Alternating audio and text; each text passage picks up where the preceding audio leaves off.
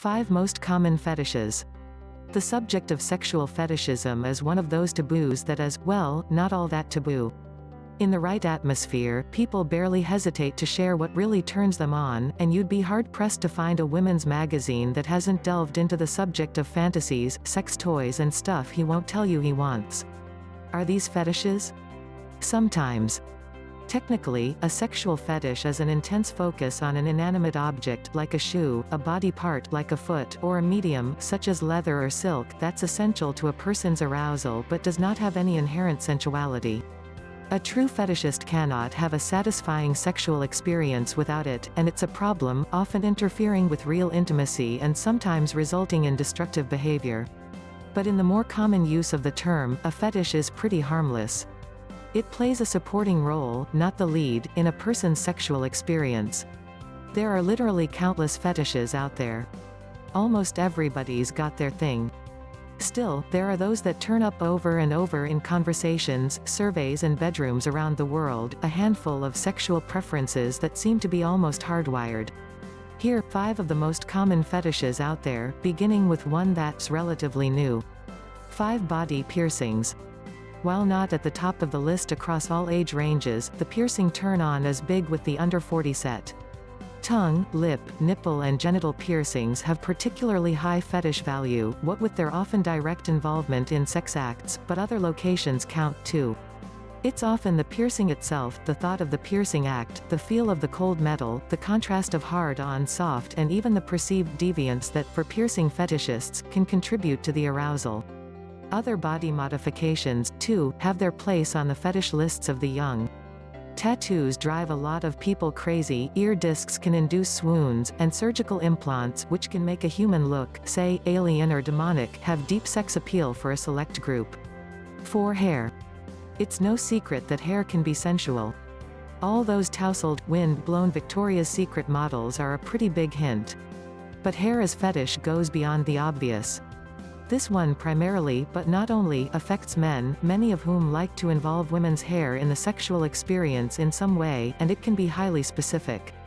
Hair, it seems, can make the woman. Some men are only attracted to women with long blonde hair, or curly brown hair or very short hair. There are those who are turned on exclusively by redheads, and others who require the fake, bleached blonde look. And there are those driven crazy by feeling that hair all over their body. Women, too, may have their preferences, usually in the facial realm. To some women, sex just isn't sex without some scratchy facial hair in the mix. It can also be the lack thereof that gets people going. Rare but still out there, a select group of men find bald women to have an irresistible appeal, and a whole lot of men and women enjoy the newly exploded Brazilian bikini waxing trend. Also on the keratin-based fetish menu? Nails, especially the long, bright red ones. Up next, a fashion fetish of sorts. 4 Leather. With entire clubs dedicated to it, this fetish scores pretty high on the most common list.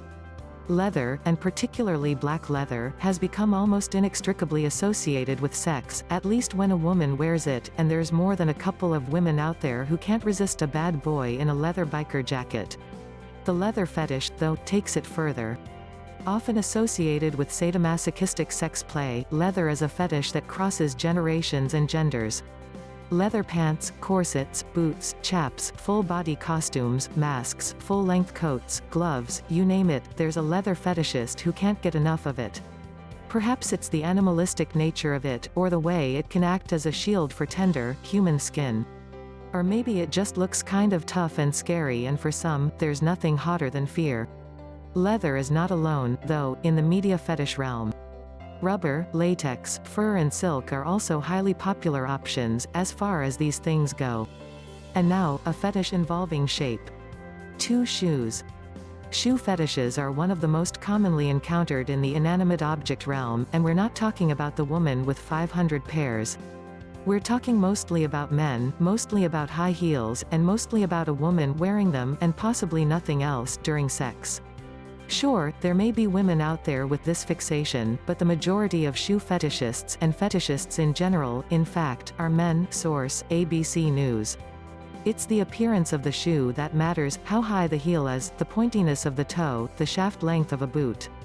Some say it's the proximity to the leg, which inevitably leads to the genital region, that makes shoes so very titillating to so many.